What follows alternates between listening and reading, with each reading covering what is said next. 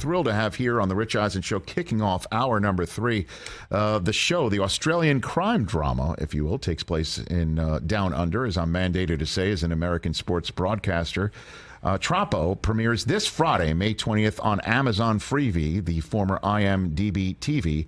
The star of so many terrific television shows and movies that I'm a fan of this man, Thomas Jane. Good to see you, sir. My pleasure. How are you? I'm okay. I just realized I should have worn deodorant this morning. It's okay. We're a few feet separated. We're a few feet separated. No, it's just me. I'm just bathing in my... Your own musk? Is what you're doing right now? Well, it's good to see you, if not smell you from afar. Good to have you here on this program. You're from Baltimore? Is that where you're from originally? I was born out there and grew up outside of Washington, D.C., a Maryland boy. Okay. So did you grow up as a sports fan of any of the Mid-Atlantic The Steelers, fans? It was the 70s, and we lived near Pennsylvania at one point. And when I was a kid, it was all about the Steelers, the Steel Curtain and Lynn Swann and just the whole thing. So those are your guys growing up? Yeah, and then I got a little older, and the Redskins, the John Riggins era of the Redskins. The Joe Gibbs coached era. That was fun, and then I kind of fell out of, I played football in high school, and I was a tight end and a guard. I was not that big, so I would instantly just cut them. Just cut the knees. Go for the legs. Cut the knees. Drive people nuts. Did you ever go to RFK? Did you ever see a game there? At the old RFK where Washington played their football games? I know where yes, probably. If I did, it was only once. Okay. And then of course, the Orioles built their new stadium Camden Yards. when I was over there, and it was brand new at the time. That was a big deal. But yeah, just a little football, and then of course, got older. I got to do the 61 with Billy Crystal, play Mickey Mantle, and learn how to play baseball. Reggie Smith, who was the number 2 switch hitter behind Mantle for a long time, he taught me with a samurai sword and a 2x4. And you had to balance on the 2x4 and swing the sword. Reggie'd close his eyes, and he could tell what you were doing wrong by the sound the blade made through the air. Never let me touch a baseball bat for 2 weeks. Is that right? Yeah. But I got to tell you, man, Reggie told me something that made me cry one day. We were practicing, and we had a good couple of months to really bone up on the Mantle swing from both the left and the right. And he said, man, if your dad had started you when you were 4, the way they do all the other, he goes, you could have been a player. And that I'll never forget that. So, I'll never forget that. He goes, you got that thing that I can't teach you, and that's whatever that is. That's that thing that makes you be able to hit a 90-mile-an-hour fastball. Makes you a natural to play Mickey Mantle, obviously. And I imagine that had to be in some form of pressure, if the's any such a thing. My God. When you're and I met his sons, and so, the big burden is to please the people who are closest to Mickey. Of course. That was the focus for me, and to make them proud. And what was it like to be directed by Billy Crystal? And I've done a lot of work over the years, and when people ask me what was your favorite show, I always say 61, because Billy was, not only did he know every single play of every game, every inning, every game of that 61 season. So every time the extras are out there and we are shooting the baseball scenes, that's all an accurate recreation of a real game. We weren't just tossing the ball around. It was phenomenal. His encyclopedic knowledge of baseball, and then he's always cracking jokes, and he's got a great personality, and everybody loved him. Well, you as Mantle and Barry Pepper as Roger Maris, you guys looked exactly like them. Yeah, we did pretty good. Image. We did good. Billy used to say, you could turn around. He goes, man, from the back, you look just like Mantle. That's not bad. Thomas Jane here on the Rich Eisen Show. Before we get into further parts of your filmography and so much more, let's talk about Troppo right here. Again, it premieres Friday, May 20th on Amazon Freevee. You play an ex-cop who's falsely accused of a crime. I don't want to give away too much, but you wind up running off to Australia to escape matters, and you find more matters. Is that the appropriate way to try not to give away too much here? That's on Freevee here. It really is. It's based on a novel by Candice Fox, who's an Australian mystery writer. Yes. She's fantastic. She co-writes with James Patterson.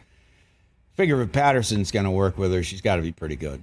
She is. She's great. And so we got sent this novel. I had a production company, Renegade, and we just started it in 2019. One of the first things that came across the desk was this novel, and just blew us away because the characters are so cool. You know, there's a lot of meat on the bone.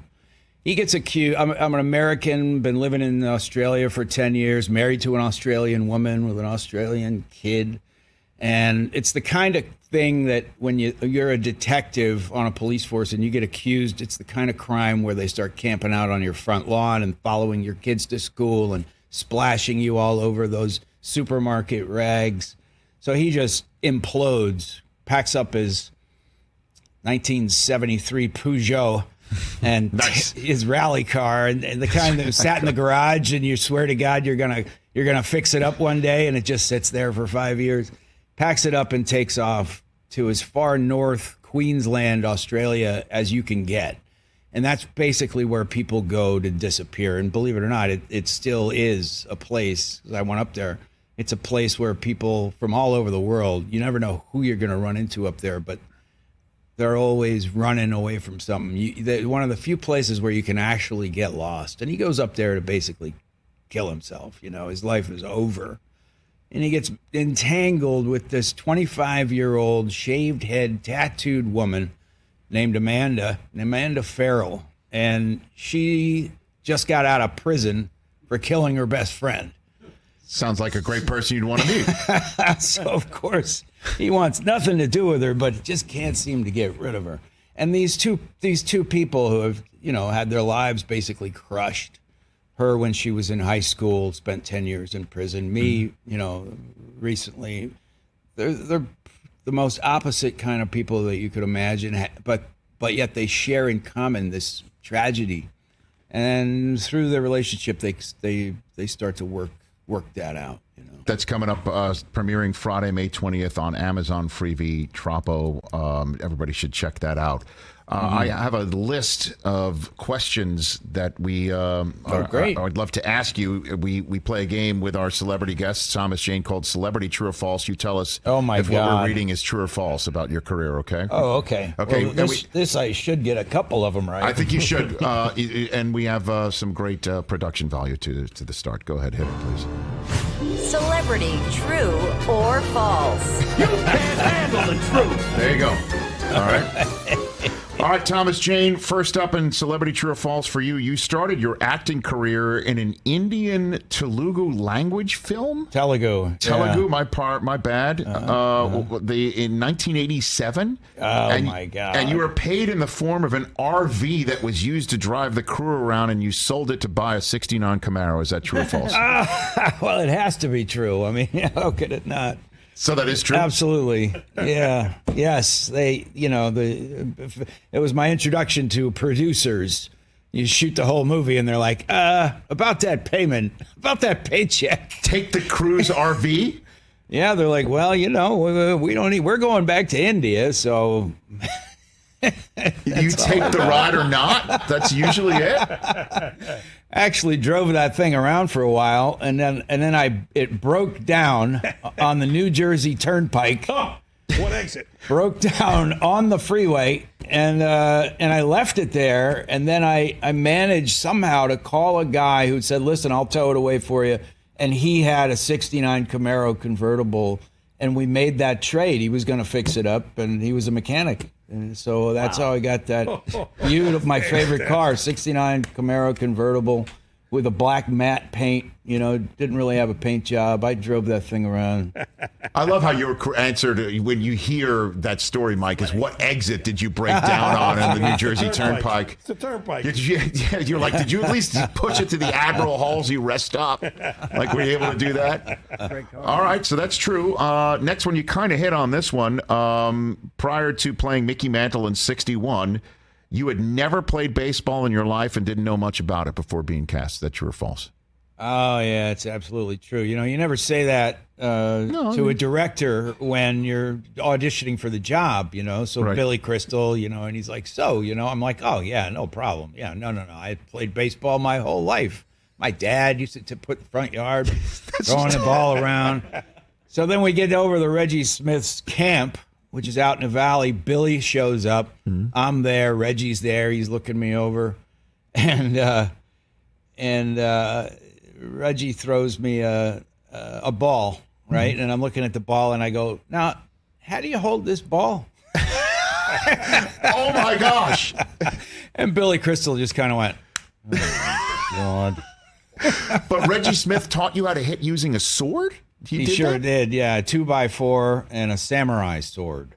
And never let me touch a baseball bat for the first 2 weeks. I had to balance on the 2x4 while I swung the samurai sword. Reggie would close his eyes, and he could tell by the sound the blade went through the air what I was doing wrong and how to make adjustments. That the angle was wrong because... Yeah, absolutely, because if it's not a perfect swing, right, the blade will vibrate and make noise. If it's a perfect swing, you barely hear it at all, right? Because the air is being cut so perfectly. Right. But if you're off a little bit, you're gonna hear that as the blade goes through the air.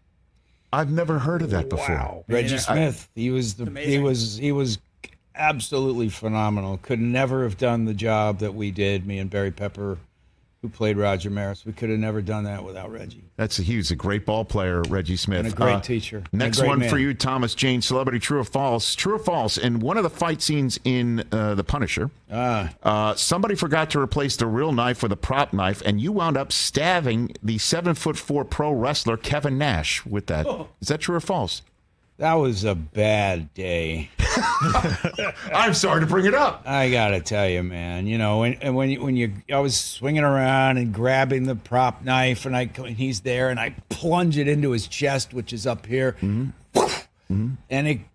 it stabs him, and it goes in, and I'm looking at the knife. I'm looking at him, Kevin. He's just looking down at me, and there's a knife sticking out of his chest. I got him right about here. Damn. Yeah, that was rough. And he was so, what made it worse? Because he was so nice about it. You wanted him to be pissed at you? Oh, my God. You're like, okay, this guy's going to knock me across the room as just out of reflex, And he just sat there and looked at the knife, looked at me, shook his head. Yeah, I sent him a couple cases of beer, if I remember right. That sounds about right. Okay, so that's true. Wow. Now, I'm very proud of myself that I've had this long of a conversation with you, Thomas Jane. I have not mentioned the word Boogie Nights yet because this is one of the remote drop movies for me. Hey, doesn't matter where I pick it up or when I pick it up. I must watch it to its conclusion. That's one of those movies, yeah. I agree. For sure. And then the famous scene with you and Alfred Molina and obviously Wahlberg and John C. Reilly. Right. And the drug dealer scene. The firecrackers, true or false, were not originally in that Boogie Night script scene. My understanding is that I don't remember the firecrackers in the script. I do remember reading that scene and thinking it was so great that I wanted to audition for that character, Todd Parker. Because there were a bunch of different roles that were open. I said, that's the role for me. And I got that role. And my understanding is that Paul was at a party and a buddy of his was doing exactly that. Just throwing randomly throwing firecrackers at this party. And so he asked him, that guy, he's like, I'm filming this scene, this weekend. Come on down and do that. So the guy in the movie is the guy from the party that was throwing the firecrackers. So Cosmo's a friend of Paul Thomas Anderson at the time, yeah. That's my understanding. Okay, so Cosmo, he's Chinese. okay, so that was it. And that was it. He came down there. We took a couple of days to shoot that movie, and So how many firecrackers did he have? the first few, we had a lot. The first few takes, all the actors are because he's doing them random. He's just tossing them out there. But then we start getting used to it, and after a while you become desensitized. Right. So the first AD was having to resort to all kinds of different things to try to get a reaction out of us, clapping wood together, firing off a blank gun, Like a starter's gun? Yeah, to try to get that startle reaction from everybody, because we were shooting it for so long. Firecrackers, I guess it's like war, and Sure. At first you're like freaked out, and then it just becomes you're eating your lunch and bombs are going off. So if you're driving around in a car and Sister Christian comes on the radio, you think of that scene too, right? Actually, You don't? Sister Christian doesn't come on the radio when I'm That's driving. right. I don't know what kind of car you're driving. I'm listening to Yacht Rock, sir. Okay, another one. This I can't believe I'm reading these words to Thomas Jane in Celebrity True or False, but I will. True or false? You got kneed in the nuts on the Boogie Nights set by an angry Burt Reynolds, who later then sent you a bottle of champagne the next day as an apology. True or false, Thomas Jane? Oh God, something like that happened. Paul had said, "Hey, after this scene is over, I'm going to keep the camera going, so with him a little bit." Yeah. Of course, the director neglected to tell Burt that was what was going to happen. So the scene ends. Yes. Burt's like, I'm done. It's like, where's my lunch? And I start with him, taunting him, and he's just like, what is going on? Who are you, you hole? And then instantly the guy just, goes berserk and tries to kick me in the nuts. And that's what happened? So he needs you? And I don't remember. And so then what happened? I don't remember. So somebody explained to him that you were just following director's orders? Right. And then, and then a 6-pack of beer showed up in my trailer. 6-pack of beer. Maybe that's where you got it from. Maybe that's where you got it from later on for Kevin Nash. Absolutely. You pay it forward. What was it like being with Burt on that set? I mean, just in general, being on that set in general. That's one of the things I love about this movie is it looked so fun for you to do. Yeah. It was an actor's sort of dream, right? We had all these really talented actors. A lot of us were young. And then we had guys like Burt Reynolds. I remember we were shooting a party scene, and it was a big, long take through this house, and so it was taking forever to set up. And I remember Burt we were shooting at a house out in the valley, and Burt was sitting in a chair like this one, and in a living room, and all the other actors, young, me, and some other people were gathered around, and we sat Indian style all around him on the rug and looked up at him while he regaled us with stories of being an actor in 1950s New York City and getting mistaken for Marlon Brando and running around there and auditioning with James Dean and all of the different sort of the world of being a young actor when he was our age in New York and coming, and it was one of those kind of unforgettable moments, where he was paying it backward or something. Sure.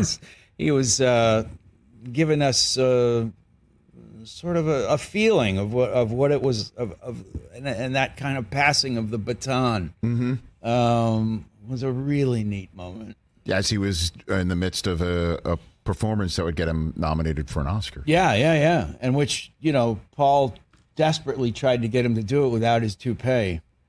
And he just wouldn't do it. He just couldn't do it. He's like, I don't know if it would have had the same. I don't know if it would have had the same. Yeah, I don't know. But that was the original idea. Wouldn't have been as good. Yeah, he looked. Wouldn't have been as good. Oh, he looked great, But I think it would have been. I think he probably would have won if he'd taken the toupee off. William H. Macy and Philip Seymour Hoffman. That scene with him behind the wheel of the car after he just really had opened himself up. I'm an idiot. Yeah, and then with all the cursing involved too, like that was unreal. Yeah. Just spectacular. Great stuff in there. And your scenes as well, and we were young and hungry, and those scripts don't come around very often. Thomas Jane, thanks for coming on the show. Everyone should watch Troppo starting Friday, May 20th on Amazon Freevee. Thanks for coming here. Anytime you want to promote anything or just hang out, this place is yours. Thank you. Thanks, Rich. Appreciate it. Thank you. That's Thanks, Thomas guys. Jane, everybody, right here on The Rich Eisen Show. We're back with more in a moment.